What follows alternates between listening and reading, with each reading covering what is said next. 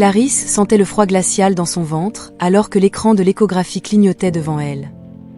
Le doux son des battements de cœur résonnait dans le cabinet médical, un son qui aurait dû apporter de la joie, mais pour elle, portait un mystère inquiétant. « Tu es enceinte, Clarisse, et ce sont des jumeaux », annonça le docteur. Lefebvre, avec un sourire qui se fanait rapidement en voyant l'expression de confusion et de choc sur le visage de Clarisse. « Et cela doit être une erreur.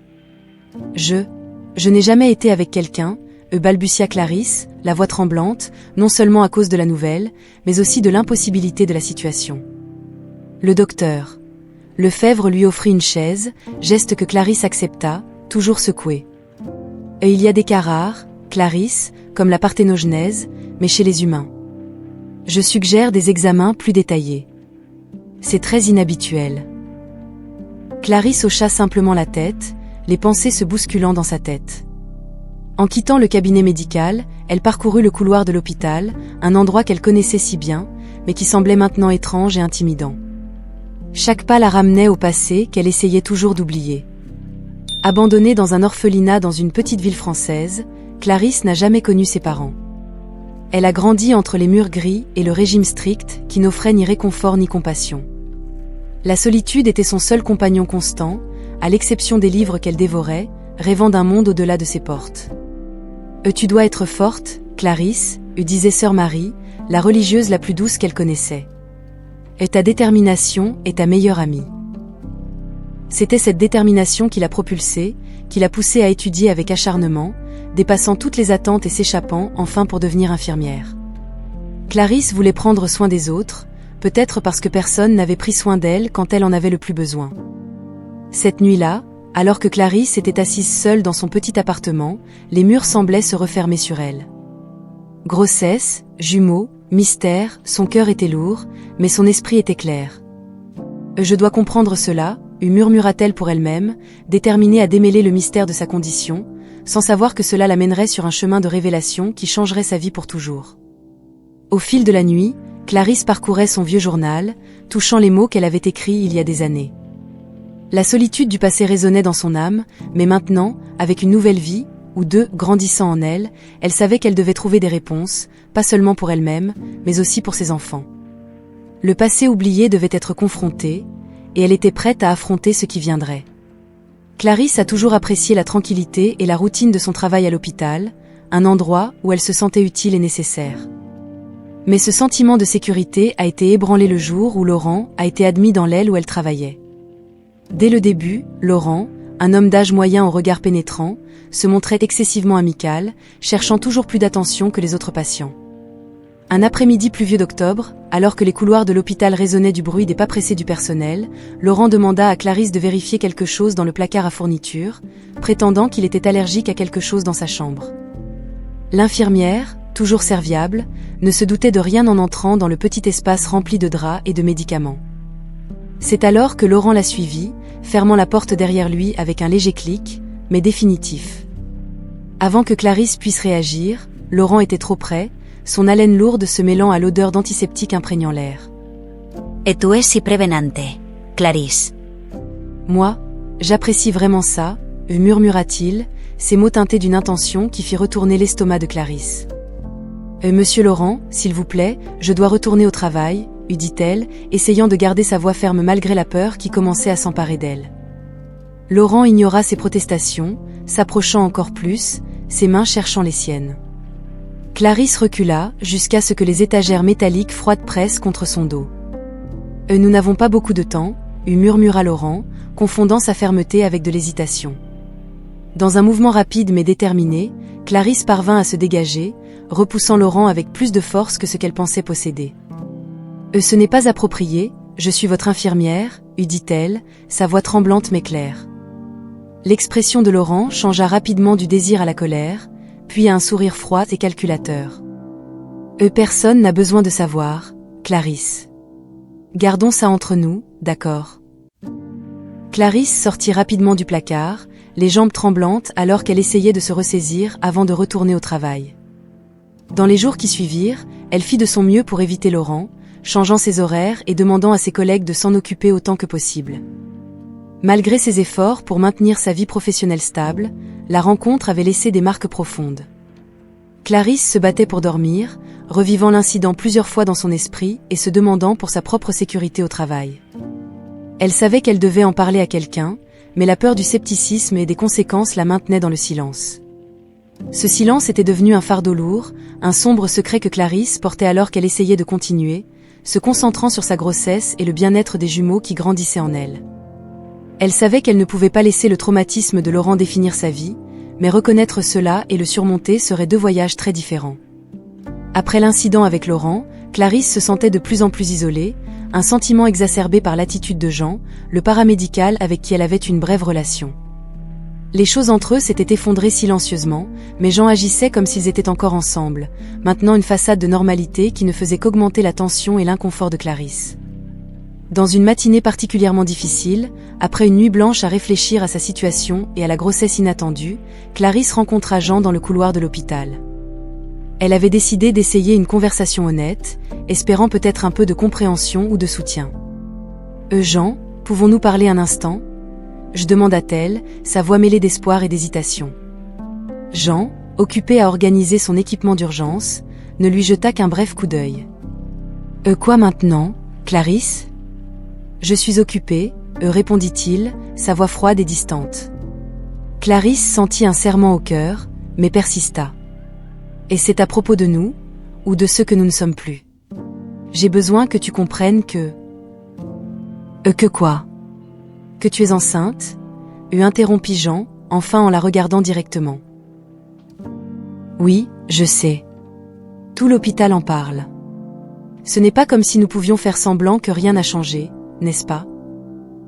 Le mépris dans la voix de Jean coupa plus profondément Clarisse qu'elle ne s'y attendait.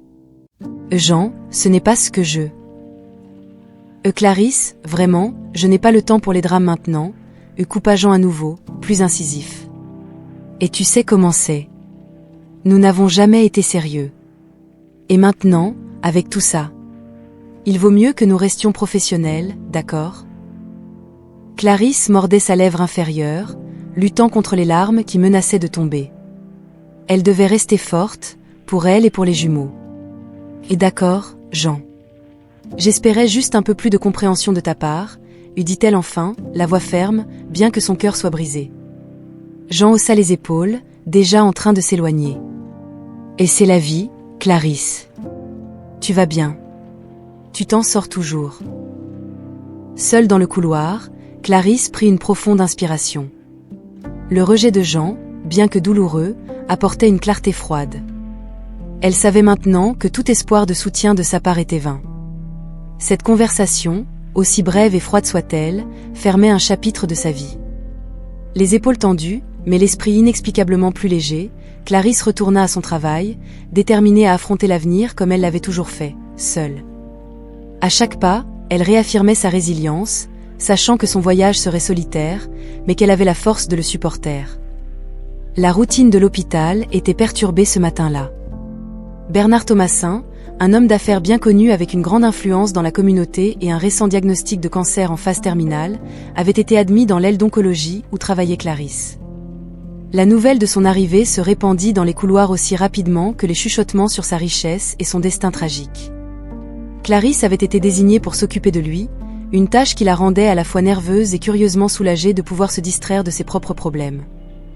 Alors qu'elle se préparait à le rencontrer, elle passait mentalement en revue les informations du patient, essayant d'anticiper les besoins d'un homme qu'elle ne connaissait jusqu'alors que par les journaux et la télévision.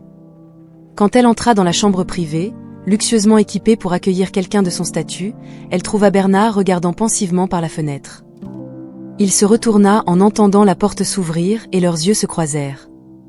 Pendant un instant, Clarisse ne vit pas en lui seulement un patient, mais un homme portant le poids d'une sentence inéluctable.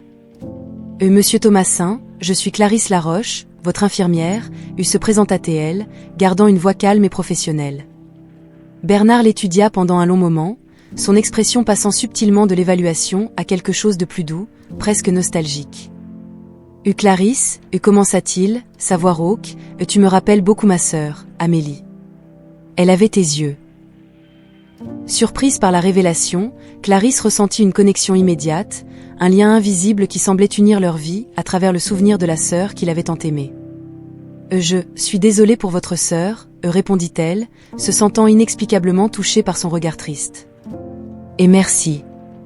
Amélie est partie il y a de nombreuses années, mais parfois, c'est comme si elle n'avait jamais quitté ce monde, » dit Bernard, se permettant un petit sourire. « J'espère ne pas te rendre les choses difficiles avec ce souvenir. » Pas du tout, assura Clarisse, ressentant une profonde empathie pour cet homme qui, malgré sa fortune et son succès, faisait face à la mortalité aussi désarmé que n'importe qui d'autre. Je suis là pour t'aider en tout ce dont tu as besoin. Bernard hocha la tête, semblant soulagé. Alors, commençons comme il se doit, Clarisse. S'il te plaît, appelle-moi Bernard. Laisse les formalités pour les conseils d'administration. Cette première rencontre a donné le ton à leurs jours suivants. Bernard partageait des histoires sur Amélie et sa vie, tandis que Clarisse s'occupait de lui avec un dévouement qui dépassait ses obligations professionnelles. Entre médicaments et traitements, il trouvait le temps pour des conversations qui allégeaient le poids de l'isolement et de la maladie, créant un lien qui étonnait Clarisse par sa rapidité à se développer. Il était évident que Bernard trouvait en Clarisse une sorte de réconfort pour son âme solitaire, tandis qu'elle, à son tour, trouvait en lui une source de force et d'inspiration pour affronter ses propres défis. Dans cette chambre d'hôpital, au milieu de conversations et de soins, une amitié inattendue fleurissait, promettant de changer la vie des deux de façon que ni l'un ni l'autre ne pouvait prévoir. Alors que les jours devenaient des semaines, la relation entre Clarisse et Bernard s'approfondissait, tissée de longues conversations et de confidences partagées. Dans un après-midi particulièrement calme, tandis que Clarisse ajustait la perfusion, Bernard regardait dehors, observant le coucher de soleil peindre le ciel en orange et violet. « Clarisse, commença Bernard, sa voix basse et réfléchie, je ne sais pas combien de temps il me reste, mais chaque jour qui passe, je sens l'ombre de la mort se rapprocher. Pas la fin en soi, mais la solitude qu'elle apporte, c'est effrayant. » Clarisse arrêta ce qu'elle faisait, s'asseyant à côté de lui. Il était rare d'entendre Bernard parler aussi ouvertement de ses peurs. « Et tu n'es pas seule, » dit-elle doucement. « Je suis là avec toi. » Bernard sourit, appréciant sa sincérité. « Je le sais, et je t'en suis reconnaissant. Tu m'as apporté plus de réconfort que tu ne le penses. Te voir tous les jours, tu me rappelles tellement Amélie, non seulement physiquement, mais ta force, ta détermination. » Clarissa se sentit émue. Elle connaissait l'importance d'Amélie dans la vie de Bernard, comment la perte de sa sœur avait laissé un vide qui n'avait jamais été comblé. « C'est pourquoi, continua Bernard, j'ai pensé. Je voudrais t'offrir à toi et à tes enfants une garantie pour l'avenir. » Il fit une pause, cherchant les mots justes. « Clarisse, je voudrais t'adopter comme ma fille. Cela garantirait que toi et tes jumeaux n'auriez jamais à vous soucier de l'argent. » Clarisse resta sans voix pendant un moment, surprise et touchée par la générosité et la gravité de l'offre. « Bernard, c'est une grande décision. Pourquoi moi ? » Parce que je vois en toi la famille que j'aurais pu avoir, et expliqua Bernard, avec une honnêteté crue. J'ai plus que suffisamment de ressources, et ma plus grande tristesse serait de les laisser derrière moi sans un but qui me semble digne. Toi et tes enfants pourriez donner ce but à ma vie. Les mots de Bernard pesaient sur Clarisse, apportant à la fois un immense soulagement et une nouvelle responsabilité. Elle savait ce que signifiait lutter financièrement. La perspective de sécurité pour ses enfants était plus qu'elle n'aurait jamais pu espérer. « J'accepte », dit-elle finalement, sa voix ferme malgré les larmes qui menaçaient de tomber. « Non seulement pour l'aide, mais parce que, d'une certaine manière, je ressens aussi cette connexion avec toi, comme si tu faisais vraiment partie de la famille que je n'ai jamais eue. » Bernard prit la main de Clarisse, scellant ainsi un nouveau chapitre pour eux deux. « Nous réglerons les détails légaux dès que possible, lui promit-il, et pour que tu puisses avoir l'esprit tranquille. » Ainsi, au milieu de la lutte de Bernard contre sa propre mortalité, ils trouvèrent un objectif commun. Ce qui avait commencé comme une relation patient-infirmière se transforma en une promesse de famille, offrant de nouveaux départs aussi bien à l'entrepreneur solitaire qu'à la jeune infirmière qui affrontait le monde avec détermination et, désormais, un soutien inattendu. Un matin brumeux de lundi, le calme tranquille de l'hôpital fut interrompu par des nouvelles urgentes qui parvinrent aux oreilles de Bernard alors qu'il lisait le journal dans sa chambre. Le visage de Michel, sa femme, ornait la première page dans une nouvelle alarmante. Elle avait été impliquée dans un grave accident de voiture la veille au soir, un incident qui avait laissé plusieurs personnes blessées. Bernard sentit un serrement au cœur, non seulement à cause de la gravité de la situation, mais aussi de la froideur avec laquelle la nouvelle l'affectait. Il demanda à Clarisse, qui venait d'entrer avec le plateau du petit déjeuner, d'obtenir plus d'informations. À son retour, elle apporta des détails qui ne firent qu'accentuer l'inquiétude de Bernard. Michel conduisait bien au-dessus de la limite de vitesse, et il y avait des indications d'alcool dans son sang. Dans les jours qui suivirent, alors que Michel était soigné dans un hôpital privé et faisait face à une enquête policière, Bernard réfléchissait à sa relation avec elle. Avec l'aide de son avocat et les confidences de Clarisse, qui était devenue non seulement son infirmière mais aussi une amie loyale, Bernard décida d'enquêter plus profondément sur la vie de Michel. Ce qu'il découvrit fut désolant. Michel menait une double vie depuis des années. Des comptes bancaires secrets, des rencontres intimes documentées dans des messages textes, et des détournements de fonds de l'entreprise de Bernard furent révélés. Chaque découverte était un coup dur pour Bernard, qui se retrouvait confronté non seulement à la trahison financière, mais aussi émotionnelle. Le sentiment de trahison était si accablant que Bernard fit venir son avocat à l'hôpital pour apporter des changements drastiques à son testament. Assis sur une chaise à côté du lit, l'avocat écouta attentivement alors que Bernard, avec une voix ferme malgré la fatigue physique évidente, exprimait ses désirs. « Je veux que la majeure partie de ma fortune soit réorientée vers la création d'une fondation au nom de ma sœur, Amélie, déclara Bernard. Et ce qu'il en reste, en plus d'un fonds substantiel pour Clarisse et ses enfants, je veux que cela soit utilisé pour le bénéfice de la recherche contre le cancer. » Les modifications apportées au testament excluaient non seulement Michel de presque tout l'héritage, mais garantissaient également que l'héritage de Bernard profiterait à ceux qu'il considérait vraiment comme sa famille maintenant, Clarisse et ses futurs enfants. En finalisant les changements, Bernard ressentit un étrange mélange de soulagement et de tristesse, sachant que ces décisions marquaient la clôture d'un chapitre douloureux de sa vie, tout en préparant le chemin pour un avenir qu'il ne verrait pas, mais qui serait entre de bonnes mains. Bernard Thomasin a pris une décision qui allait changer le cours de plusieurs vies, y compris la sienne. Avec la connaissance de sa maladie terminale pesant sur lui et la récente découverte des trahisons de Michel, Bernard a décidé de faire une déclaration qui redéfinirait son héritage. Il a choisi un moment où il était entouré d'amis proches, de membres de sa famille éloignée et même de certains membres de la presse, tous convoqués pour une réunion dans le grand hall de l'hôpital, qui avait été habilement organisé pour l'occasion. Assis dans un fauteuil roulant, avec Clarisse à ses côtés offrant un soutien physique et émotionnel, Bernard a commencé à parler avec une clarté qui contrastait avec son état physique affaibli. « Aujourd'hui, je suis ici pour faire une annonce qui est d'une importance extrême pour moi, » y commença-t-il, sa voix ferme malgré le tube d'oxygène discrètement placé. « Toute ma vie, j'ai concentré mes efforts sur la construction d'un héritage à travers les affaires, mais j'ai échoué à construire une famille durable. » L'audience était silencieuse, suspendue à chaque mot. Récemment, j'ai été béni par la rencontre de quelqu'un qui, bien qu'elle ne soit pas de ma propre chair et de mon sang, m'a montré le vrai sens de la famille et de la loyauté. C'est pourquoi j'ai décidé d'adopter officiellement Clarisse Laroche comme ma fille. Le murmure qui suivit fut immédiat et intense. Les membres de la famille échangeaient des regards de surprise et, dans certains cas, de désapprobation. Les amis les plus proches de Bernard, ceux qui connaissaient la profondeur de son caractère, offraient des sourires de soutien. Pendant ce temps, Michel, qui avait été discrètement invité à assister à la réunion, restait dans l'ombre, le visage pâle non seulement à cause des répercussions de son récent scandale, mais aussi à cause du retournement inattendu des événements. Après l'accident, elle faisait face non seulement à des accusations légales, mais aussi à un ostracisme social croissant. Les nouvelles de sa conduite et les soupçons de fraude s'étaient répandus, faisant que beaucoup de ses anciens alliés s'éloignent. Bernard, percevant la tension et les chuchotements, continua. Cette décision est mûrement réfléchie, basée non pas sur l'impulsivité, mais sur la reconnaissance d'un véritable dévouement et amour. Clarisse a été plus qu'une famille pour moi ces derniers mois que beaucoup ne l'ont été dans toute ma vie. Michel, confronté à la nouvelle réalité qui l'excluait effectivement de la fortune et du soutien de Bernard, ressentit un mélange de colère et de désespoir. Les conséquences de ses actions l'atteignaient maintenant de plein fouet, non seulement financièrement, mais à chaque regard de désapprobation qu'elle recevait des personnes présentes. Après l'annonce, Bernard invita la presse à une session de questions-réponses, s'assurant que l'histoire soit publiée de manière à refléter ses intentions et la nouvelle direction qu'il souhaitait donner à son héritage. Clarisse, à ses côtés, faisait face à la situation avec une dignité qui ne faisait que renforcer la décision de Bernard.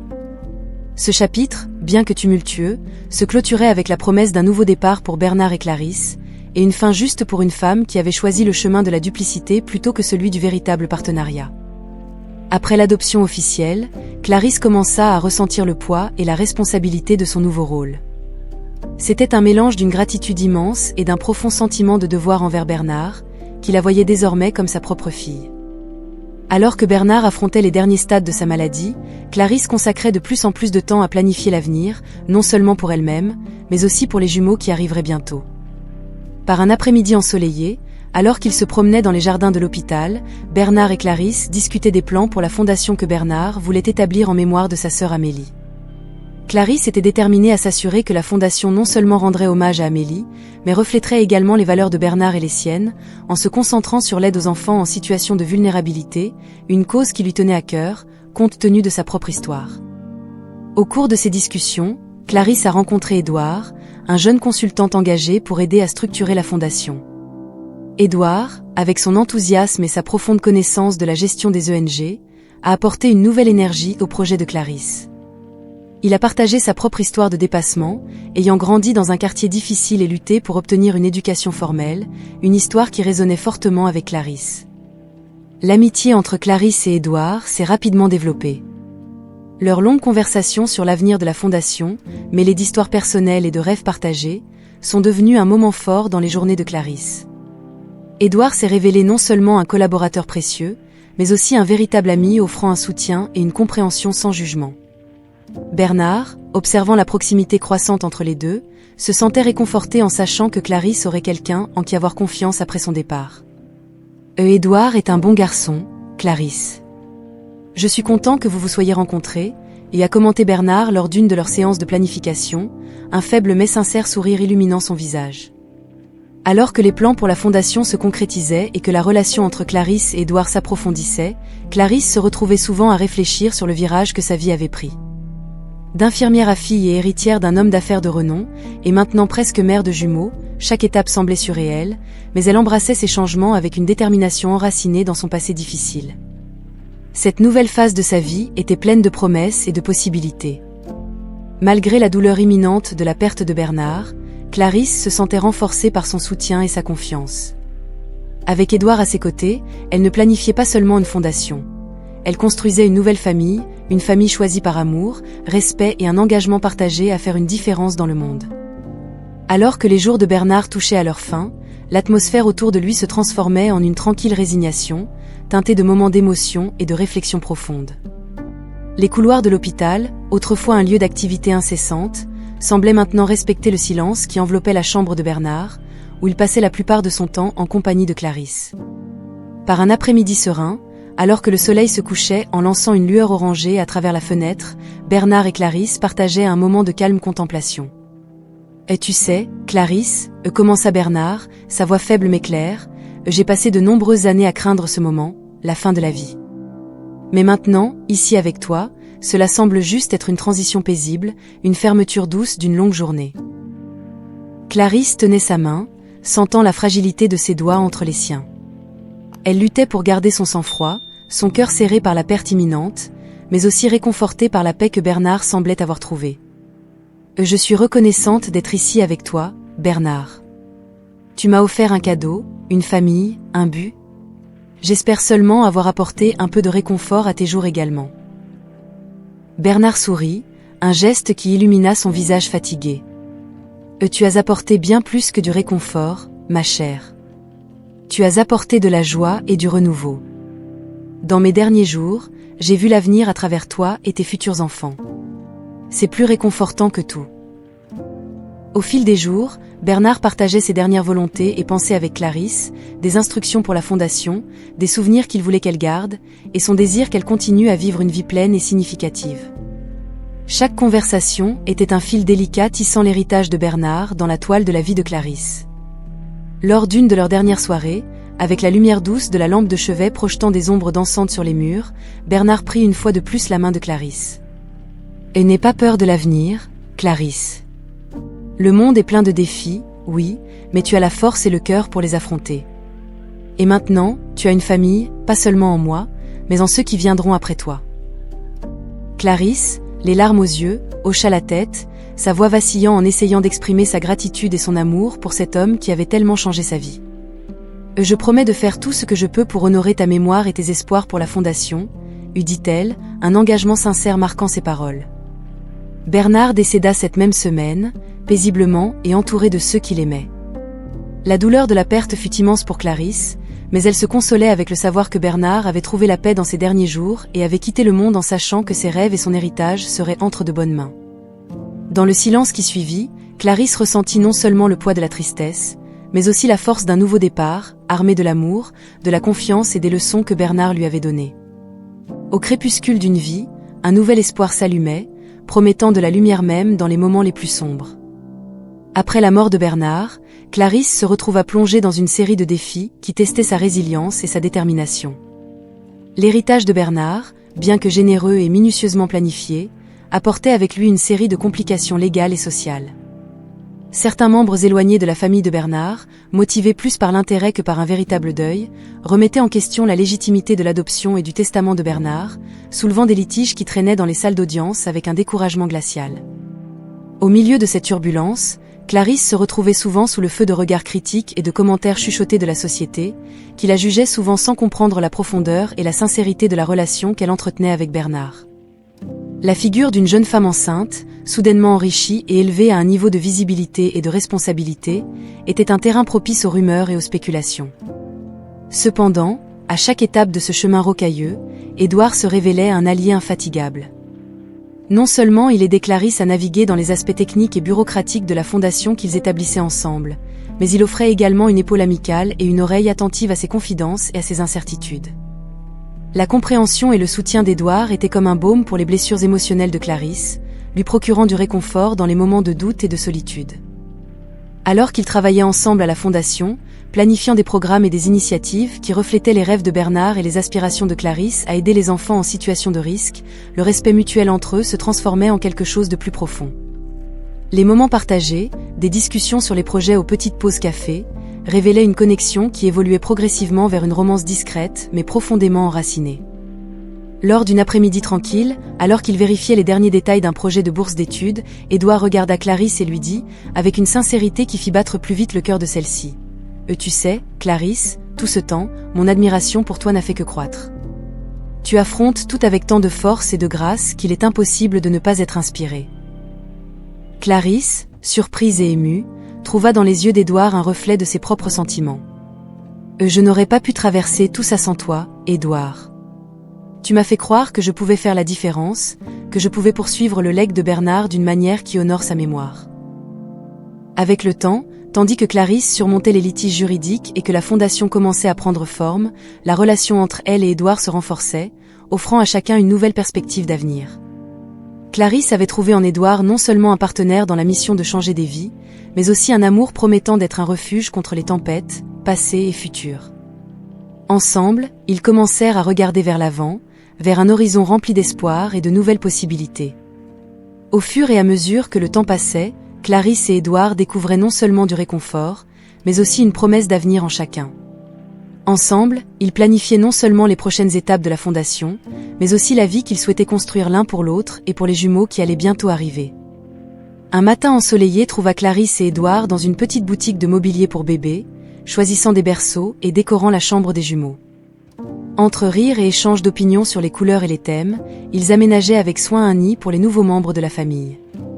Clarisse, bien que souvent fatiguée par les exigences physiques de la grossesse, rayonnait de bonheur, touchée par les soins et l'attention qu'Édouard portait à chaque détail. « Et tu penses qu'ils vont aimer les étoiles ?» lui demanda Édouard, tenant un mobile délicatement décoré d'étoiles et de lunes. Clarisse sourit, observant comment Édouard se montrait déjà un père attentionné. « Je suis sûre que oui. Et même s'ils n'aiment pas, ils auront tout le ciel pour rêver toutes les nuits, répondit-elle, sa main reposant sur son ventre, sentant une légère secousse en réponse des bébés. Les préparatifs pour l'arrivée des jumeaux se déroulaient parallèlement au plan pour le lancement d'un nouveau programme de bourse d'études de la Fondation, destiné aux jeunes qui, comme Clarisse et Édouard, avaient surmonté des adversités importantes. En travaillant ensemble sur ces projets, ils renforçaient non seulement leur engagement professionnel, mais aussi le lien émotionnel qui les unissait. Alors que la relation évoluait, tous deux discutaient ouvertement de leurs peurs et de leurs espoirs pour l'avenir. Un soir, alors qu'ils partageaient un dîner tranquille à la maison, la conversation devint particulièrement introspective. Clarisse, depuis que nous nous sommes rencontrés, ma vie a changé de façon que je n'aurais jamais imaginée, commença Édouard, tenant sa main sur la table. Tu m'as montré ce que signifie aimer vraiment quelqu'un, pas seulement avec des mots, mais avec des actions, avec ta présence. Émue, Clarisse serra la main d'Édouard. Édouard, tu es entré dans ma vie à un moment de tant de changement et d'incertitude. Mais avec toi, j'ai trouvé une force que je ne savais pas avoir. Tu es mon havre de paix, ma joie. À mesure que la date prévue pour l'accouchement approchait, l'amour entre Clarisse et Édouard ne faisait que croître, renforcé par l'attente partagée de l'arrivée des jumeaux et par le travail significatif qu'ils accomplissaient ensemble. Le soutien mutuel pendant cette période les préparait non seulement à être des parents, mais leur enseignait aussi la résilience de l'amour vrai, un amour qui s'adaptait et fleurissait même face aux adversités. Dans ce chapitre de leur vie, Clarisse et Édouard ne planifiaient pas seulement l'avenir de leur famille, mais célébraient aussi chaque moment présent, savourant la beauté de construire une vie ensemble, basée sur un amour vrai, une compréhension mutuelle et un engagement partagé à faire une différence dans le monde. C'était le lever d'une nouvelle ère pour Clarisse lorsqu'elle accoucha de jumeaux en bonne santé lors d'une paisible matinée de printemps. La chambre d'hôpital était emplie de joie et d'une attente palpable alors qu'Édouard, à ses côtés, lui tenait la main, offrant chaque mot d'encouragement et chaque geste de soutien. Les premiers pleurs des bébés résonnaient dans la chambre, symbolisant non seulement le commencement de nouvelles vies, mais aussi la célébration de nouveaux départs pour la famille qu'ils formaient désormais ensemble. Épuisée mais débordante de bonheur, Clarisse regarda Édouard avec des yeux brillants de larmes de joie. « Nous l'avons fait » murmura-t-elle, alors qu'il lui embrassait doucement le front, un geste empli de tendresse et d'admiration. « Oui, nous l'avons fait » répondit Édouard, son regard se détournant brièvement pour contempler les petits êtres enveloppés dans des couvertures.